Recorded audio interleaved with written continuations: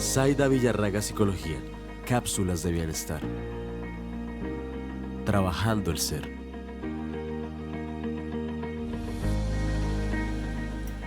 Entonces, mientras damos tiempo para que la gente se vaya conectando, vamos haciendo la presentación de este espacio de Zaida Villarraga Psicología, que cada mes traemos un tema diferente. Este es el número 12, completamos el año realizando los lives y de hecho José Daniel Puche nos acompañó en el primer live. Entonces estamos cerrando con broche de oro este ciclo maravilloso. Agradecemos tu presencia. En la noche vamos a hablar de un tema muy interesante, muy controversial, porque hay muchos conceptos, algunos equivocados, algunos verdaderos, de lo que son estos tres temas: la psicología positiva, el coaching y la programación neurolingüística. Entonces, lo que vamos a hacer hoy es justamente aclarar desde la realidad de lo que sí es y lo que no es. Estas tres, vamos a ver si son disciplinas, si son metodologías, si son herramientas. Eso es parte de lo que vamos a aclarar en esta noche. Los alcances, limitaciones, verdades y equívocos de estas tres disciplinas. Entonces, comenzaremos por presentar a nuestro invitado, José Daniel Puche Lacharmé. Aquí tengo mi copialina. Él es médico psiquiatra de la Universidad Javeriana, con profundización en neurología de la Universidad Humboldt de Berlín, con certificaciones en programación neurolingüística, inteligencia emocional, International Coach y Team Coach, o sea, coaching, psicología positiva, entrenamiento en compasión de la Universidad de Stanford e instructor de mindfulness de la Universidad de California, entre otros. Entonces, en esta noche, muy bienvenido, José Daniel. Gracias por la oportunidad y aceptar la invitación una vez más. Gracias a ti, Zaida. Bienvenidos a los que ya se van conectando, bienvenidos a los que lo van a ver en diferido a través de YouTube. Queremos invitarlos a, si no conocen aún nuestras redes sociales, en Instagram, en Facebook y en YouTube, para que nos visiten tanto a José Daniel Puche como a Zaida Villarraga Psicología en estas redes y puedan ver más información, no solo sobre estos temas, sino toda el área de la psicología, la psiquiatría y todos los temas que ambos manejamos, que son de bastante interés. Entonces, buenas noches para todos, buenas noches. Vamos a comenzar entonces con el tema, José Daniel Puche. Contémosles un poco a la gente una definición corta de lo que serían estos tres: la psicología positiva, el coaching y la programación neurolingüística, o PNL. Bueno, Zaida, claro que sí. La psicología positiva es el estudio científico del bienestar humano y de lo mejor de los seres humanos, de la felicidad, de los estados más profundos, de los valores más significativos, de las cualidades y fortalezas humanas. Entonces, la psicología positiva se centra en lo positivo, en lo valioso, en lo realmente muy importante para los seres humanos, que son los estados emocionales positivos, por ejemplo, lo que es el sentido de la vida, lo que es el propósito, lo que son los logros humanos también extraordinarios, lo que son los valores humanos y las fortalezas humanas. Entonces se hace a través de la metodología científica y se hace de una forma rigurosa, buscando con los resultados permitir que las personas exploren, ya no únicamente como lo hizo la psicología tradicionalmente, que es estudiar la enfermedad o estudiar las debilidades humanas. Entonces se trata de estudiar el espectro positivo, el espectro valioso de los seres humanos, complementando el otro sin negarlo, sino conectando con el otro, pero continuando con los aspectos de las fortalezas, los valores y lo que son los aspectos más relevantes del ser humano en lo positivo, en lo emocional, en lo mental, en todos los contextos, y a través de qué es lo que sí funciona mediante la metodología científica. Esa es la psicología positiva. O sea, que bueno decir que es como una de las ramas más recientes de la psicología, como una línea de investigación y de trabajo serio, con un respaldo científico. No es una moda, una tendencia. No, nace casualmente con el, en ese momento, presidente de la Sociedad Americana de Psicología, Martin Seligman, en 1998, él decide tener un equipo de investigadores de diferentes frentes que ellos investiguen de manera sólida y científica lo que es la felicidad humana, lo que es el bienestar humano, lo que son los estados emocionales satisfactorios en los seres humanos, ya que casi toda la investigación se había llevado a cabo sobre los aspectos enfermizos o patológicos de los seres humanos, a lo que la psicología clínica y la psiquiatría en particular se habían centrado de una forma extraordinaria con muy buenos resultados, pero básicamente tratando de recuperar a las personas que estaban enfermas a llevarlas al estado de salud mental. En el caso de Seligman, deciden estudiar ya no las personas que están enfermas, sino las personas que viven vidas realmente satisfactorias, con muy buena calidad de vida y con un bienestar físico, emocional y mental extraordinario. Y al estudiar e investigar en estas personas qué hacen, cómo hacen y empezar a hacer estudios científicos serios sobre el tema, ahí surge la psicología positiva en 1998. Entonces es bastante reciente en el campo de la psicología, muy reciente. Hay que decirlo que hay quizás un precursor que es Abraham Maslow, en los años 50 del humanismo. Él también decide estudiar lo saludable desde la perspectiva en la psicología. Él dice, dejemos de estudiar la enfermedad para estudiar la salud humana. Sin embargo, en esa época no cuenta ni con los recursos, ni con el patrocinio, ni con personas que hicieran investigación sólida sobre el tema, sino personas que estaban ocupadas haciendo talleres por ejemplo, en diferentes lugares del mundo en el aspecto emocional, físico, mental, en todos estos aspectos del desarrollo del potencial humano. Entonces él no pudo hacer lo que hizo Seligman, ya con muchos más recursos de investigadores, de recursos económicos para poder hacer investigación sólida en el tema. Esa es la diferencia. Y hay un momento de globalización también de la información que ya estaba más, las redes sociales, el internet que permiten estudios transculturales en menos tiempo, en tiempo más real, que no se demoraba tanto como antes en publicar cada estudio, en generar todos los resultados. Entonces como que potenció de una forma magnífica el desarrollo de esta rama de la psicología, que también es importante aclarar que no niega todas las emociones de displacer, que también son importantes, que les da su valor, pero que se centra en el estudio de todo aquello positivo que puede potenciar aún más al ser, no solo para estar bien, sino estar mucho mejor, que es el gran aporte que él trae y que muchas veces algunos psicólogos o no psicólogos no comprenden, o se tiende a pensar que es este falso positivismo, que no, todo está bien siempre, estemos felices y a pesar de las circunstancias vamos para adelante.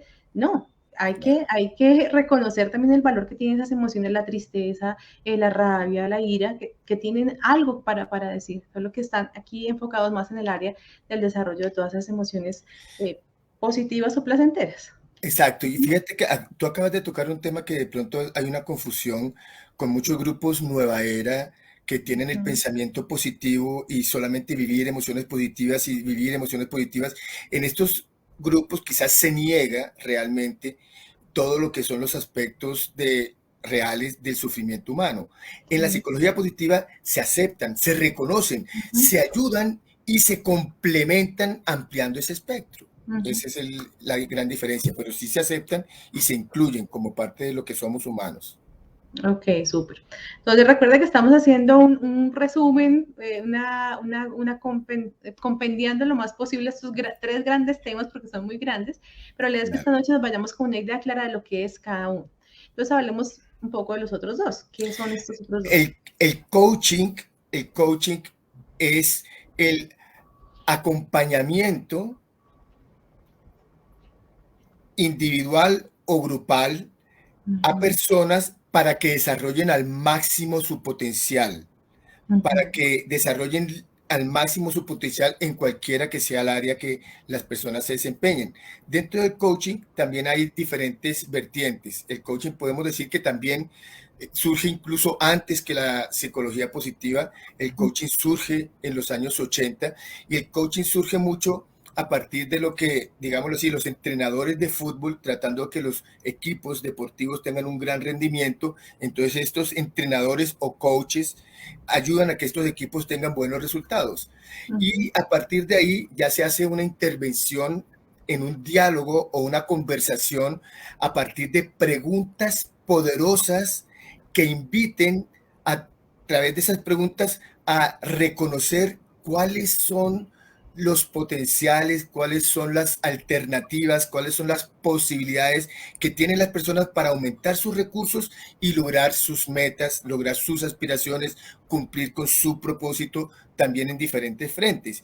En el coaching, inicialmente se hizo mucho énfasis en el coaching de ejecutivos con unos grandes resultados. El coaching ejecutivo con directivos, con gerentes en empresas, tuvo unos resultados extraordinarios y empezó a multiplicarse en diferentes frentes al punto que hoy en día ya hay coaching para muchísimas áreas, coaching de familia, coaching para la cocina, coaching Espiritual. espiritual, para, mejor dicho, coaching hay una gran cantidad de ramificaciones, pero el coaching originalmente mucho más formal es el coaching que nace con la necesidad de las organizaciones de tener a sus directivos, a su personal mucho mejor acompañado y entrenado, pudiendo desarrollar al máximo su verdadero potencial.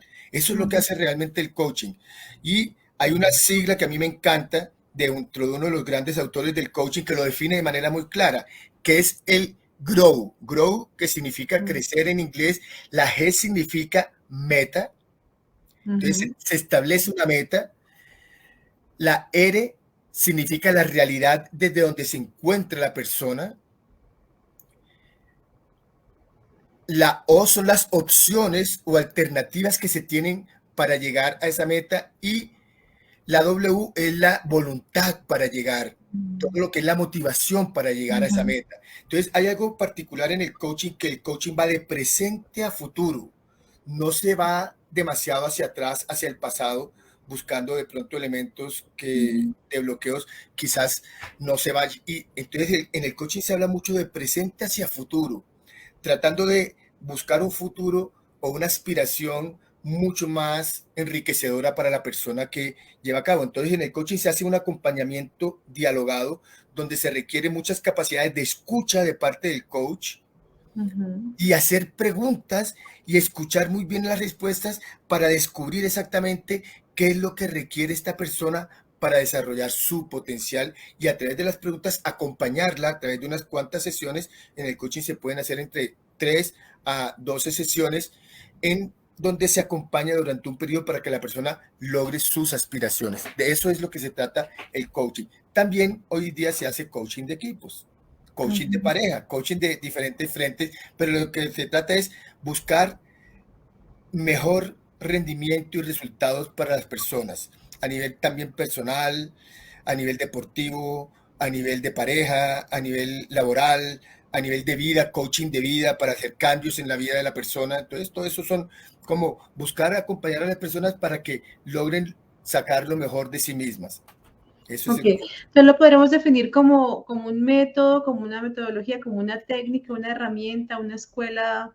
Sí, en el coaching podríamos decir que es una metodología donde es muy importante la conversación a través de preguntas poderosas y una escucha activa que invite a la persona a comprometerse con obtener sus resultados dentro de alternativas que no ha tenido en cuenta. Eso sería una definición de coaching. Entonces, yo lo siento mucho más como una metodología donde el diálogo es la herramienta principal, con una preguntas poderosas y una gran escucha activa para poder lograr ese potencial que se quiere de la persona que lo está realizando. Ok, y entonces aquí voy a aprovechar a preguntarte para que ya vamos hablando un poco de las diferencias y similitudes entre la psicología positiva y el coaching. Cualquier persona puede ser coach, o un psicólogo, o tiene que ser psicólogo, o cuál es la característica particular de esta persona que hace coaching. Una formación en coaching. Lo más importante es una formación por instituciones que realmente estén acreditadas a nivel internacional, como la ICF, que es la Federación Internacional de Coaching, o la ICC, que es la International Coaching Community, o sea, la comunidad internacional de coaching, o como el coaching ontológico, que es una corriente de nuestro continente, de Chile, que viene de Echavarría, que es un ontólogo del lenguaje. Entonces la ontología, coaching ontológico se llama pero son corrientes, son instituciones mejor, que acreditan una formación. O sea, el coaching no es para hacerlo en un fin de semana, sino que dura un periodo que oscila entre 6 meses a un año, donde la persona se hace una formación en coaching, donde tiene supervisión y tiene entrenamiento en coaching, tiene ya resultados supervisados, y a partir de eso la persona está acreditada para realizarlo. Una vez ya la persona está acreditada, ya puede, digamos, pueden ser personas profesionales, pueden ser psicólogos, no necesariamente, pueden ser una persona que haga la formación, y que haga una formación en una institución realmente acreditada por coaches de altísimo prestigio. Eso es como lo más importante. O sea, hacer una muy buena formación. No basta leer un libro, se requiere una interacción, unos talleres, unos cursos, unas lecturas, unas retroalimentaciones, o sea, una supervisión bien importante dentro de este proceso. ¿Un proceso de coaching reemplaza un proceso psicológico o son dos cosas diferentes? Completamente distintos. De hecho, lo que te decía, muchas veces en los procesos psicológicos se va al pasado a descubrir dónde se encuentra muchas veces el bloqueo o la situación que conllevó a la aparición de los síntomas de una persona. En el coaching no se hace eso, de hecho. O sea, en el coaching se trabaja de presente en general hacia futuro. Entonces no tiene, lo que acabas de decir es muy importante, porque en ningún momento se va al pasado. Ahora, ¿en qué se parece a la psicología positiva? En que busca sacar la mejor versión de la persona, busca acompañar a la persona en ese proceso para que crezca, para que evolucione a nivel personal, a nivel emocional, a nivel mental, a nivel laboral, a nivel de pareja, a nivel de su propia vida. Entonces busca elementos muy positivos, si queremos llamarlo así, para la persona. Entonces, en este sentido también está el coaching positivo. Con psicología positiva, claro, absolutamente. O sea, tienen un vínculo realmente muy grande, y a través de la herramienta, y el coaching lo podemos hablar como una herramienta, como una metodología, se potenciaría los elementos de la psicología positiva, que se buscan con la psicología positiva, que es ampliar ese espectro de emociones, de pensamientos, de experiencias, de sentido de vida y de propósito y de valores. Eso se puede. Entonces, el coaching podría ser una metodología que aprovecha los elementos de la psicología positiva y los involucra. Entonces son muy podrían complementarse en ese sentido, pero no reemplazaría un proceso psicológico como tal, sino sería una herramienta metodológica para también alcanzar el logro de sus objetivos. Absolutamente de acuerdo. Exacto. El coaching, dijiste que surgió como estos entrenadores de parte de fútbol americano, supongo, pero hay un precursor particular dentro del área como de coaching ya de trabajo. Sí, así, sí, claro que sí. En el coaching vamos a poner hay un texto casualmente que es del deporte, que se llama El juego interior del tenis. El juego interior. El juego interior del tenis es de Timothy Galway, que es uno de los precursores grandes del coaching, y él hace todo un proceso de distinguir. Él, en su año sabático, está estudiando, y él fue un gran amateur de tenis, pero al hacer su entrenamiento empieza a descubrir que hay dos aspectos nuestros. Una parte nuestra, que es una voz que nos juzga, que es dura con nosotros, que nos exige, y hay otra que al contrario es relajada, que es bienvenida, que permite que nosotros nos desarrollemos. Y él dice que su función como entrenador de tenis es acallar a esa voz que los juzga, que nos critica, y permite que surja esa otra voz. Él es para mí uno de los grandes precursores del coaching a nivel de entrenamiento, que en este caso deportivo. Pero realmente el coaching tiene, lo que te decía, diferentes vertientes. Entonces, por ejemplo, en el coaching ontológico está el precursor, es Echeverría, que es un ontólogo del lenguaje, que escribe el libro Ontología del Lenguaje, y ahí saca los 5 actos lingüísticos y saca muchos elementos que son claves dentro del coaching ontológico. Pero ya en Norteamérica, en el 82, cuando se crea la ICF, ahí ya se registra, digámoslo así, el coaching como una metodología y como una disciplina orientada dentro de este diálogo a sostener conversaciones significativas dentro de esas preguntas poderosas que hablábamos ahorita y esa escucha activa para poder llevar a cabo el desarrollo del potencial de las personas.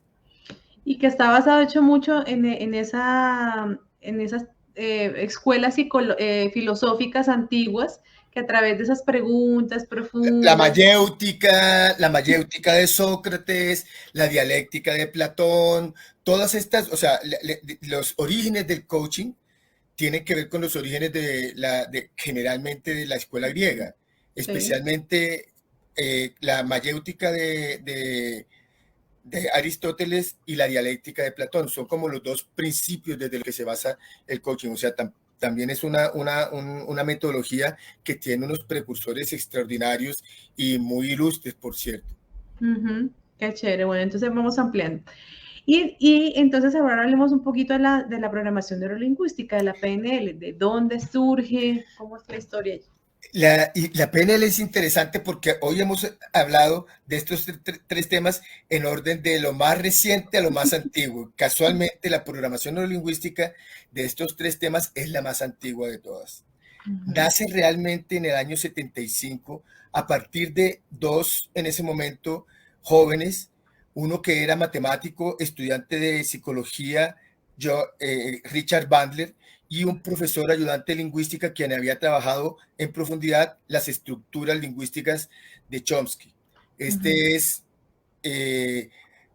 John Grinder, el lingüista. Y ellos se reúnen, el matemático y el lingüista, para estudiar a grandes comunicadores en el campo terapéutico.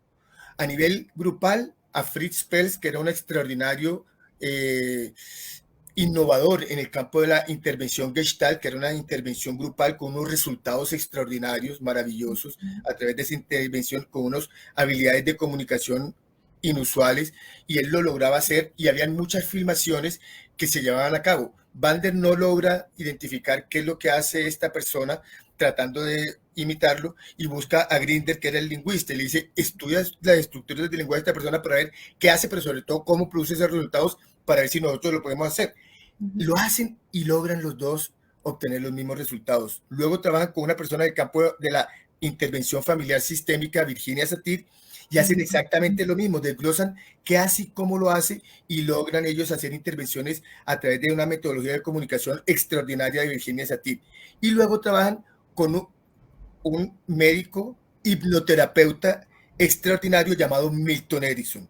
Y con Milton Erickson descubren otra forma de comunicación distinta a las dos anteriores, pero con los mismos resultados maravillosos. Y lo que detectan es que estas personas que son extraordinarios comunicadores logran resultados maravillosos. Ellos modelan lo que están haciendo, esos microprocesos, y al modelarlo empiezan a descubrir qué es lo que ocurre en ellos, qué hacen y cómo lo hacen para lograr esos resultados. E identifican esas estrategias y diríamos microestrategias para lograr la excelencia en comunicación terapéutica grupal, familiar, Virginia Satir, e individual, Milton Erickson, a través de la hipnoterapia, llegándole al inconsciente de la persona. ¿Qué es lo que descubren?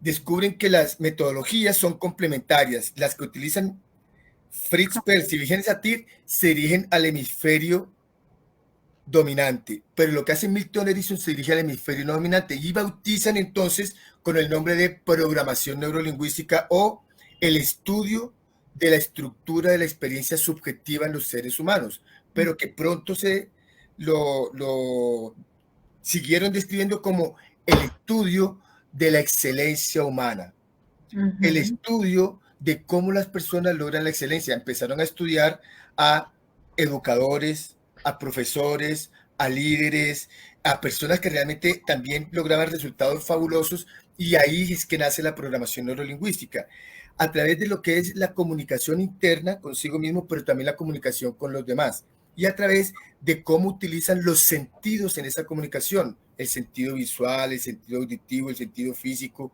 kinestésico. Entonces ellos descubren como también la programación neurolingüística se convierte en una herramienta y en una metodología muy poderosa para aprender la excelencia de los demás, para modelar la excelencia. Entonces, si quisiéramos definir programación neurolingüística, es el estudio de los modelos de excelencia humana. Y aquí se nos abre un panorama gigante.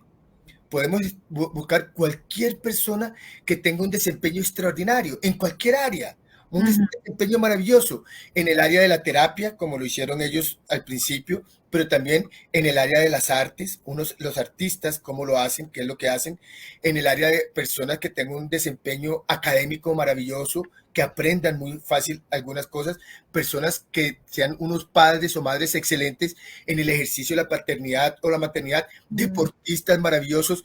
Y yo diría que la programación neurolingüística en ese contexto a mí me parece también que es un precursor de la psicología positiva sin el aspecto científico riguroso de la psicología positiva.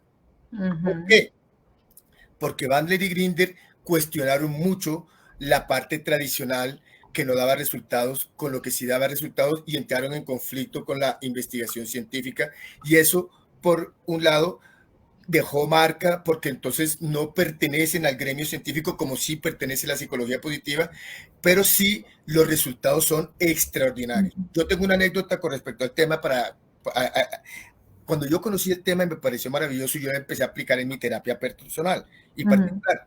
Y una de mis primeras pacientes fue una colombiana que vivía en Italia, la conocí en una reunión social y tenía unos ataques de pánico y una fobia a volar horrible, que se tomaba 2 botellas de vodka para viajar de Italia a Bogotá y de Bogotá a Milán, donde ella vivía, y tenía que ir borracha y entrar borracha porque era su forma de lidiar. Anestesiarse. Yo apliqué con ella unas técnicas de programación neurolingüística y le dije, ¿estás bien? ¿Te puedes ir de viaje? Y me mandó las fotos del vuelo, de ida, del vuelo, a donde había ido y todo. Estaba completamente curada de la sobria. Sobria.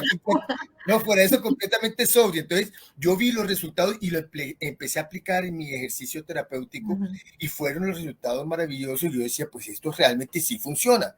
No es un tema de hocus pocus, sino que sí funciona. Pero, lógicamente, como muchas situaciones, tiene limitaciones.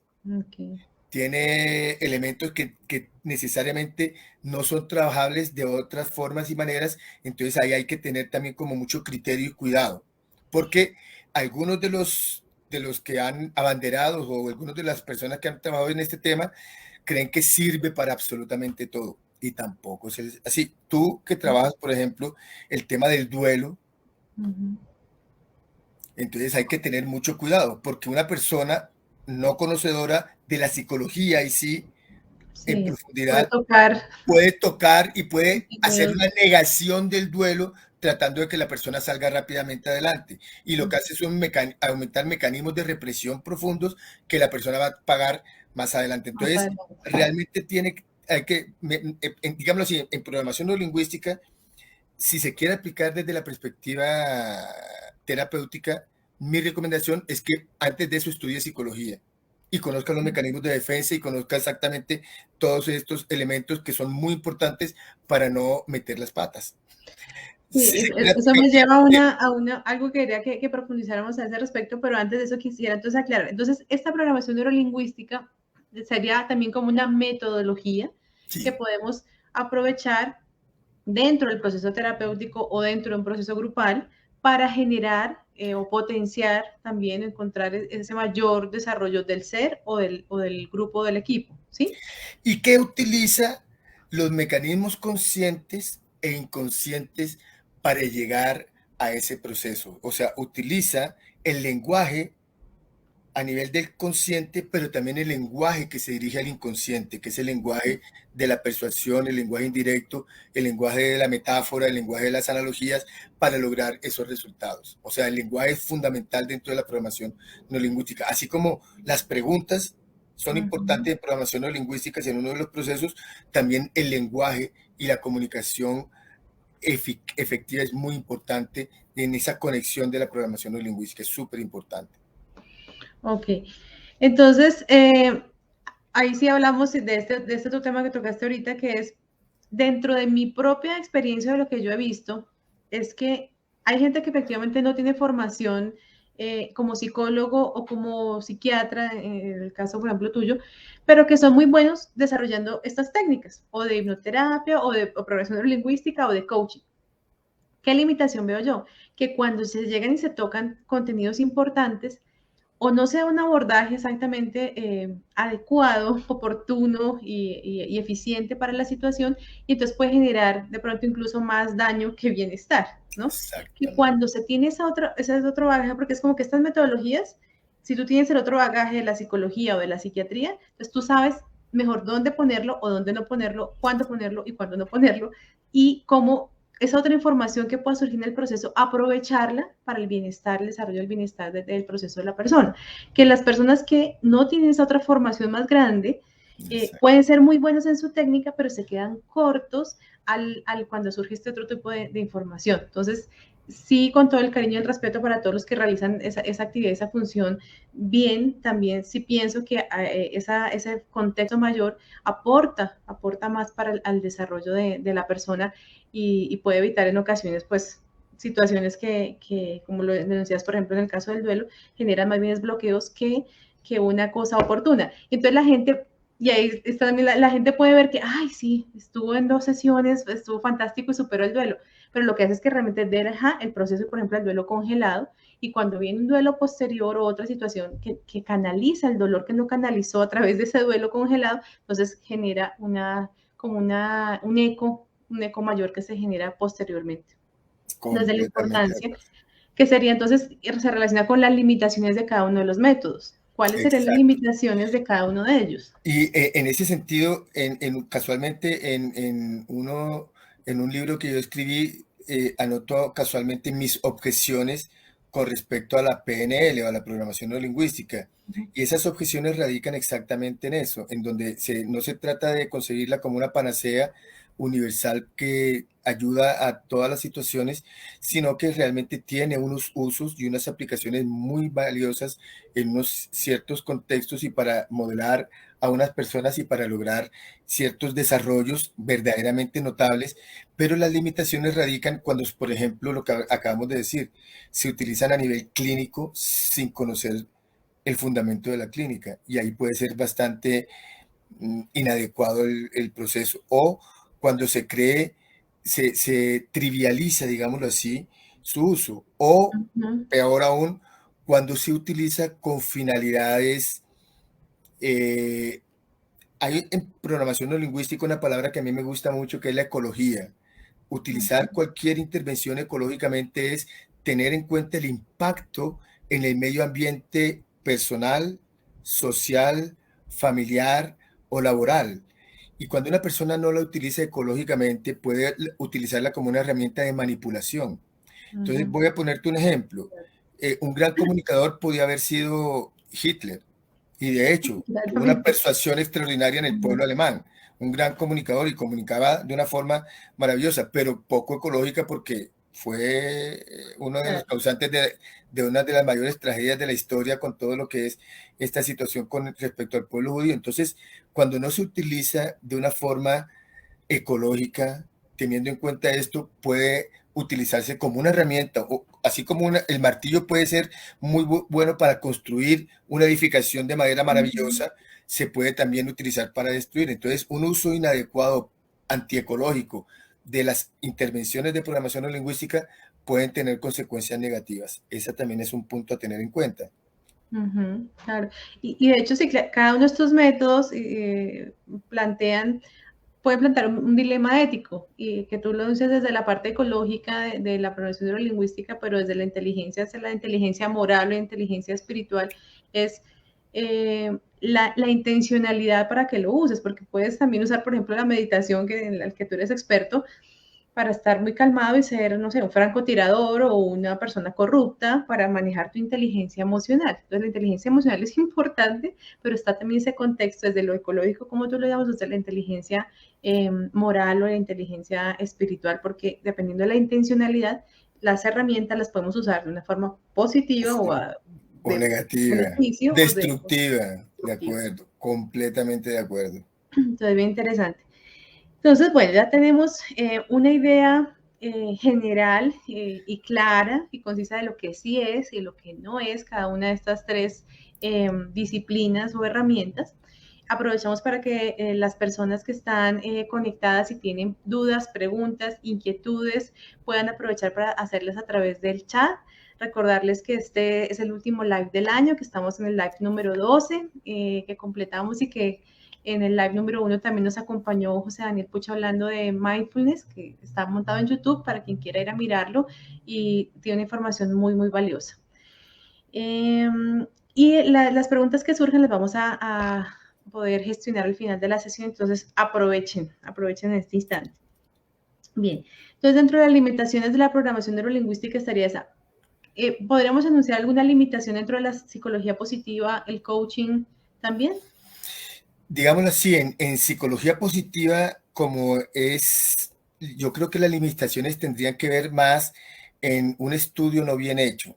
Vamos a poner un ejemplo concreto de algo que sucedió realmente en la psicología positiva.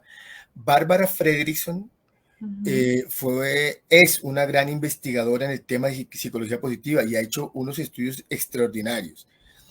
Ella se alió con una persona que utilizaba unas técnicas de cuantificación, de una metodología de cuantificación para valorar, por ejemplo, en el caso de lo que ellos hablaban de valoración de cantidad de emociones positivas versus emociones negativas.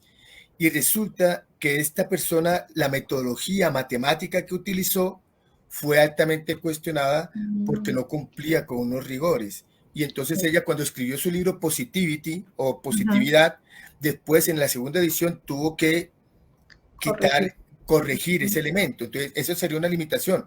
Un estudio no orientado completamente, incompleto o que no tenga una validez. Entonces, se podría hacer en la investigación rigurosa, se hacen grupos de estudios con una gran cantidad de gente. Entonces, si se hacen grupos con muy poquita gente y si saca una conclusión apresurada, eso podría ser una limitación de la psicología positiva. O sea, investigación académica insuficiente podría llevar a conclusiones no auténticas o no verdaderas o no reales con el paso del tiempo. Eso para mí sería como entonces, la rigurosidad en la investigación, la cantidad de gente que se investiga necesita ser muy amplia y ver. Un ejemplo concreto dentro de los estudios de psicología positiva, los que han tenido como mayor relevancia, uno de los ejemplos bonitos es el Diario de Bendiciones, el conocidísimo Diario de Bendiciones.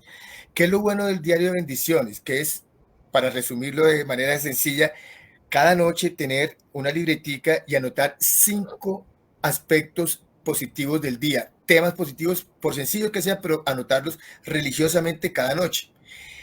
Hay tanto estudio sólido en este tema que se ha llevado a cabo en todos los continentes con miles de personas y los resultados han sido sistemáticamente los mismos.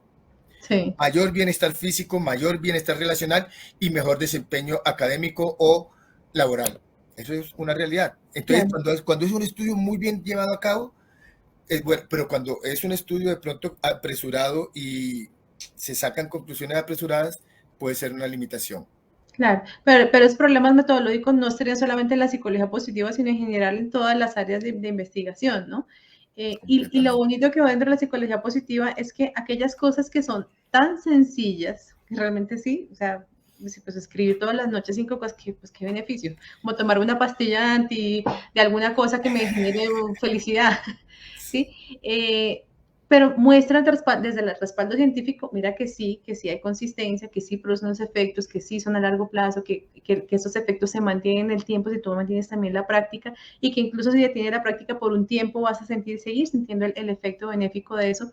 Entonces, a veces la gente necesita eso de que ver para creer, entonces allí está la demostración desde la ciencia que este tipo de cosas tan sencillas realmente generan un impacto positivo en la vida.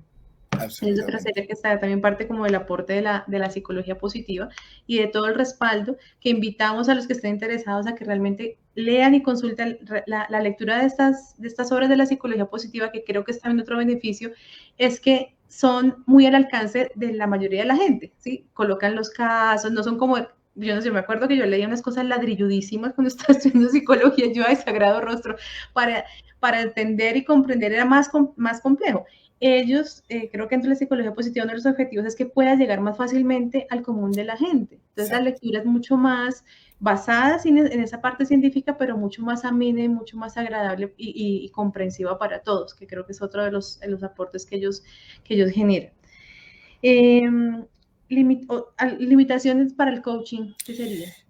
En el coaching yo veo algunas limitaciones que pueden ser casualmente y que a veces también me ha ocurrido en conocer a algunas personas que empiezan a trabajar un proceso de coaching con un consultante o con un coachee o con una persona que asiste al proceso de coaching, y en el proceso se presentan situaciones emocionalmente muy fuertes y difíciles.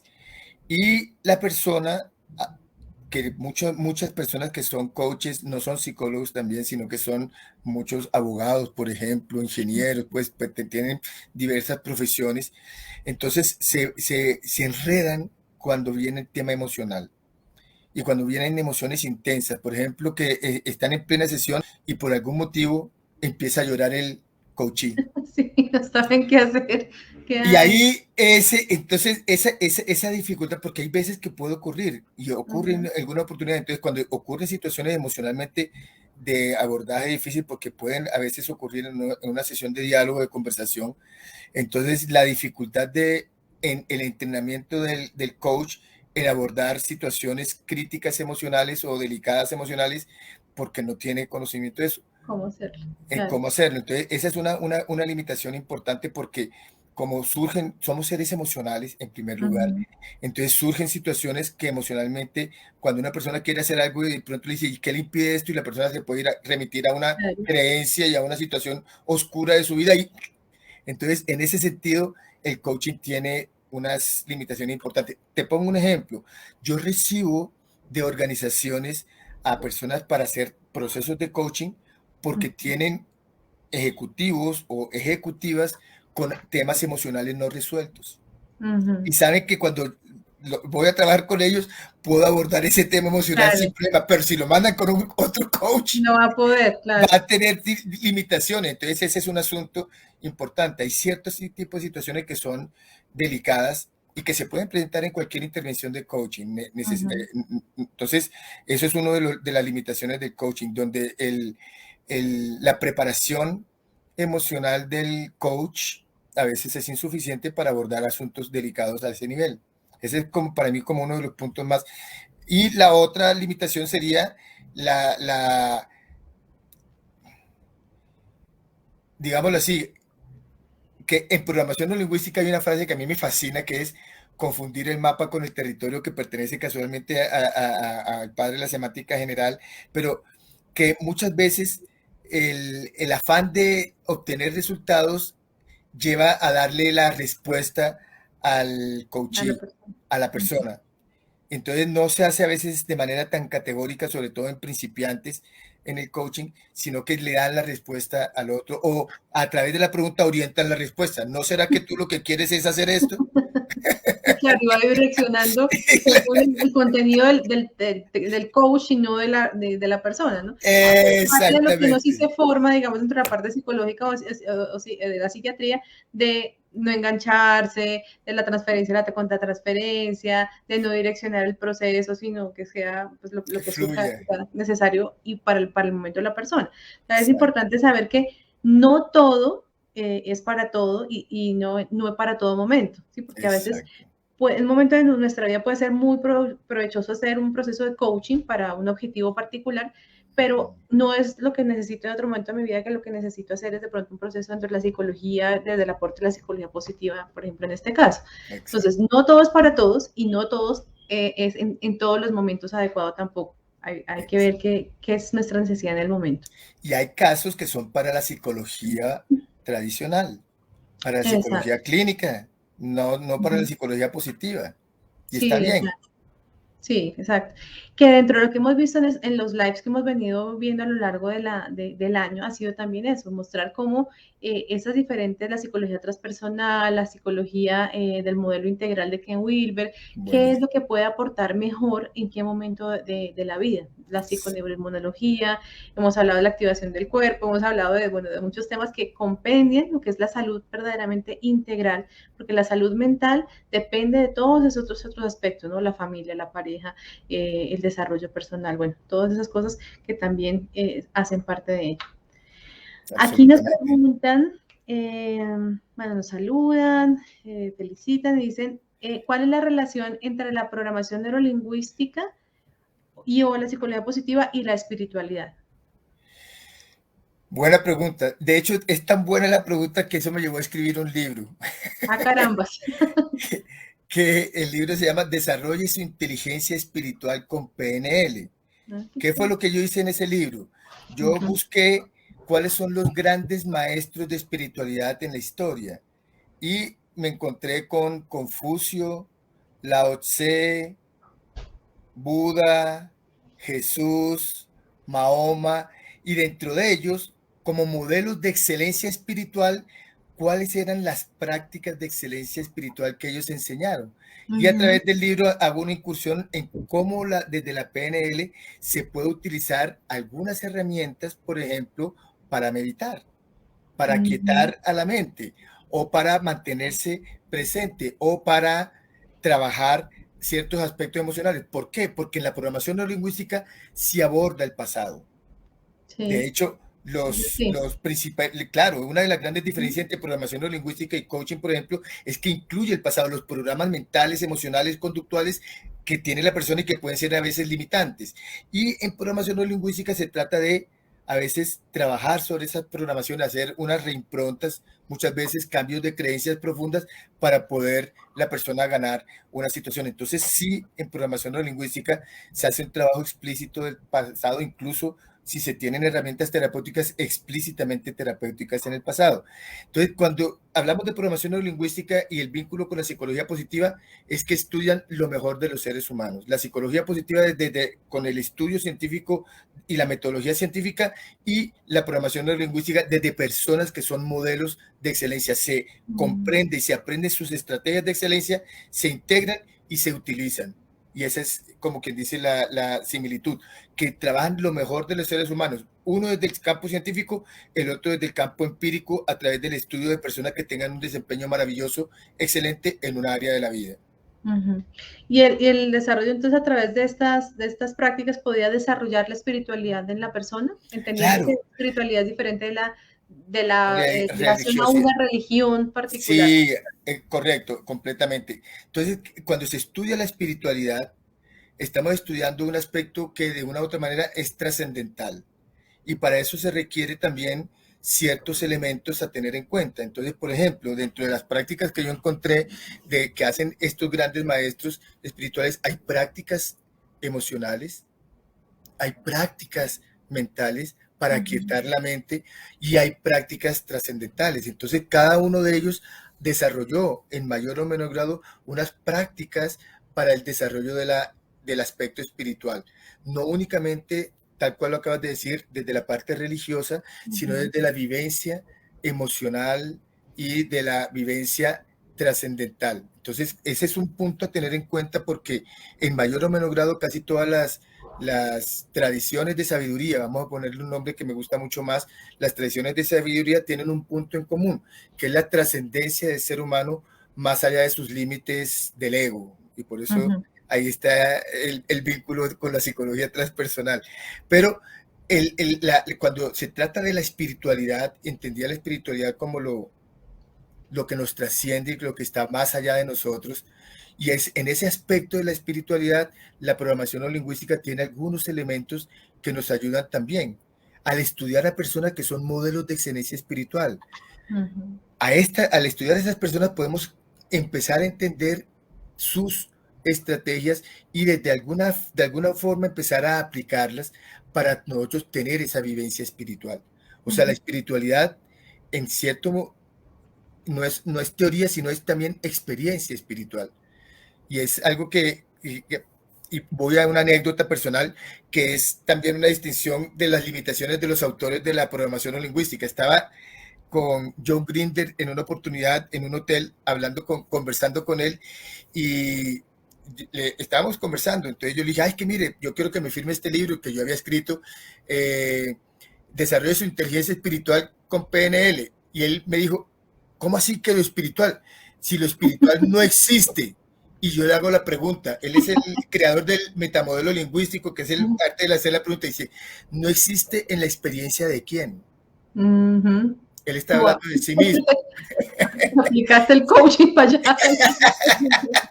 En la experiencia de quién. Entonces, lógicamente, cuando una persona no ha tenido experiencias espirituales o trascendentales, es muy difícil que pueda aprender o reconocer lo espiritual allá, ¿sí? Hay un punto en eso que es vivir la experiencia espiritual. Y los grandes maestros lo que vieron fueron experiencias espirituales de diferentes maneras y formas, cada uno en su contexto histórico, pero lo que vieron fue una experiencia espiritual. Jesús fue un maestro con una experiencia espiritual plena. Buda fue otro con su despertar. Confucio con toda su moral tan extraordinaria y tan vívida. Mahoma también tuvo una experiencia espiritual bellísima. Lao Tse, pues ni se diga. Entonces son personajes cuya experiencia espiritual logran transmitirla. Desde la PNL y algunas herramientas de PNL se puede ayudar a aplicar. Potenciar más. Potenciarlas, exactamente. Súper. Pues muy interesante. Aquí este es un abrebocas para que los que son curiosos del conocimiento, los que quieren seguir aprendiendo, puedan entonces tener una claridad sobre cada uno de estos y profundizar más en alguno de estos temas ya con un conocimiento pues más sólido. Vamos a agradecer a todas las personas que nos acompañaron en vivo, a todas las personas que lo van a ver también después en diferido. Agradecer a José Daniel Puche por su compañía en esta noche. Invitarlos a todos a que puedan ver los otros live previos donde fuimos abordando diferentes aspectos de la psicología y del bienestar humano, incluido el de meditación, de mindfulness que realizamos en diciembre del año pasado, que fue el primero, completamos 2, este es el último. Agradecerles por su compañía, sus comentarios de apoyo a lo largo de todo este tiempo. Invitarlos también, en el momento estamos realizando el curso online de conciencia de muerte y vida plena, estamos en medio de ese curso. El próximo año lo seguiremos realizando y además realizaremos el de las claves de la felicidad, también de forma online, para que los que deseen participar y así potenciar su vida, que está basada justamente en la psicología positiva, en el bienestar humano, para que lleven su vida a otro nivel.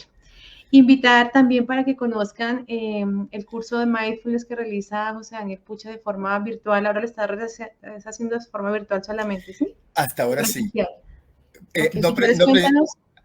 Sí, lo hago, son de los cursos de mindfulness que realizo son de forma virtual actualmente. Vamos a ver el próximo año cómo está la situación para volver a la presencialidad. Pero en estos momentos son 8 sesiones semanales, una de 2 horas y media semanales y una sesión entre la sexta y la séptima sesión de un día de práctica intensiva, donde allí son prácticas de meditación de diferentes maneras para lograr vivir la experiencia completa del aquí y del ahora y poder vivir esa experiencia de manera plena. Súper, súper recomendados para que puedan participar también. Esto desarrolla bastante nuestro nivel de conciencia, nuestro nivel de justamente de conexión con el aquí y el ahora y también de la felicidad. Entonces, muchísimas gracias a todos. Bienvenidos a que nos visiten en todas las redes sociales, Facebook, Instagram y YouTube, donde además va a quedar grabado para que lo puedan ver, repetir, compartir. Y bien, nos veremos en otra oportunidad. Muchas gracias. Gracias. Zaida Villarraga Psicología. Cápsulas de bienestar. Trabajando el ser.